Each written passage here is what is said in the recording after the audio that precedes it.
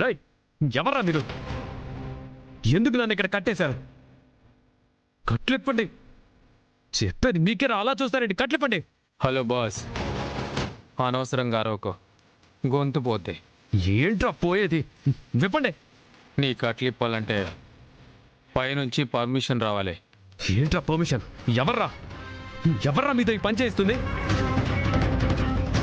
రేయ్ పదరా. Right right, చెప్పేది మీకే, కట్లిప్పండి. రైట్ రైట్ రైట్, ఆగండ్రా. మావయ్య గారు, నిజానికి నేను చెప్తున్న విషయంలో ఎంతవరకు వాస్తవం ఉందో నాకు తెలియదు, కానీ ఈ చిత్తాభస్మం మాత్రం అబద్ధం. దయచేసి మీరు ఈ విషయంలో కొంచెం ధైర్యం తెచ్చుకుని మీ పెద్ద అబ్బాయి క్షేమంగానే ఉన్నారన్న నమ్మకంతో ఉండండి. ఆ నమ్మకమే బావగారికి ఆయుష్ పోస్తుంది. నువ్వు చెప్పిన దాని ప్రకారం ఇది అన్నయ్య చితాభస్మం కాదు అంటే అన్నయ్య అప్పటికప్పుడు ఎక్కడికి వెళ్ళిపోతాడు? అలా అయితే మనకు కనీసం కాల్ అయినా చేసేవాడు కదా. అలా చెయ్యలేదు అంటే ఎవరైనా ఇలా కాకుండా ఇంకెలా అనుకుంటారు?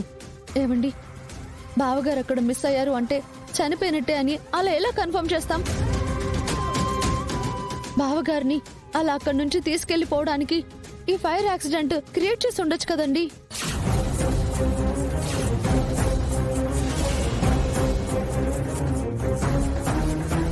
ఓయమ్మో, ఈ ఎమ్మి ప్లాన్ అంతా పక్కనే ఉండి చూసినట్టు కరెక్ట్ గా చెప్తా ఉండదు.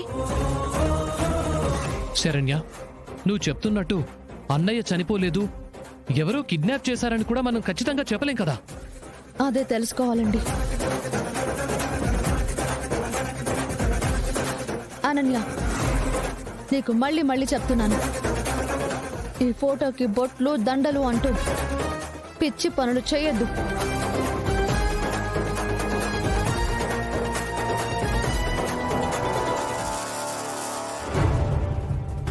ఆనందా,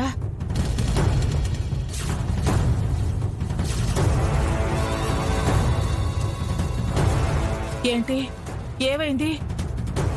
అందరూ ఏదో టెన్షన్లో ఉన్నారేంటి? అమ్మా, నువ్వు ఇక్కడున్నావేంటమ్మా? ఏం జరిగిందమ్మా? నిన్ను పోలీసులు అరెస్ట్ చేయడం ఏంటి తల్లి? అయినా అల్లుడు గారిని నువ్వు చంపడం ఏంటమ్మా?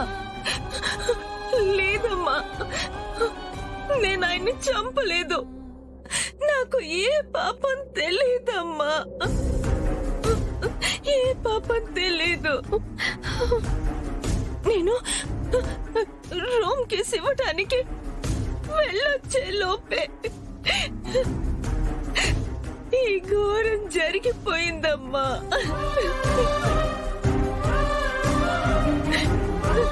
అక్కడ టెంట్స్ మొత్తం కాలిపోయాయి.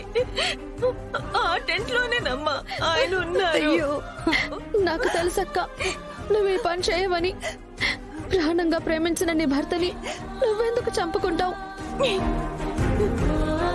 అనన్య కావాలని నీ మీద నింద వేసి నిన్ను అరెస్ట్ చేపించింది. తను నిన్ను ఇలా ఇరికించింది.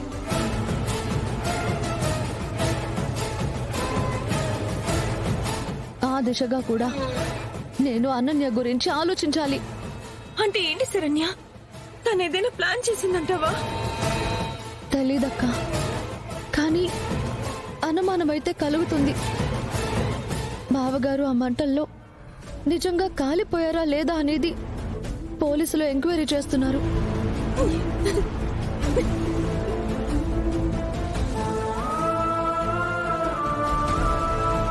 నువ్వేమీ టెన్షన్ పడకక్క, నువ్వే తప్పు చేయలేదని నాకు తెలుసు. నిన్ను ఎలాగైనా బయటికి తీసుకొస్తాను. ఆ బాధ్యత నాదక్క. అమ్మ శరణ్య, దయచేసి అపుణ్యం కట్టుకోమ్మా. నా బిడ్డని నేను ఇలా చూడలేకపోతున్నాను తల్లి. నా అల్లుడు కూతురు సంతోషంగా ఉన్నారని ఎంతగానో మురిసిపోతూ బతుకుతున్నానమ్మా. ఇంతలోనే భగవంతుడు ఈ ఘోరం చేసి నా బిడ్డ జీవితాన్ని చీకటి చేసేశాడు. మా ప్రీతిని ఎలాగైనా బయటికి తీసుకురామ్మా. పెద్దమ్మ, మీరు బాధపడకండి, మీకు మేమంతా ఉన్నాం. అక్క తప్పకుండా నిర్దోషిగా బయటకు వస్తుంది. అదే పనిలోనే నేను బయటకు వెళ్తున్నాను. వెళ్ళొస్తాను. జాగ్రత్త. అలాగేనమ్మా. ప్రీతి, నీకేం కాదు, మేమంతా ఉన్నాం కదా, నువ్వు తప్పకుండా బయటకు వస్తా. ఏడవకమ్మా.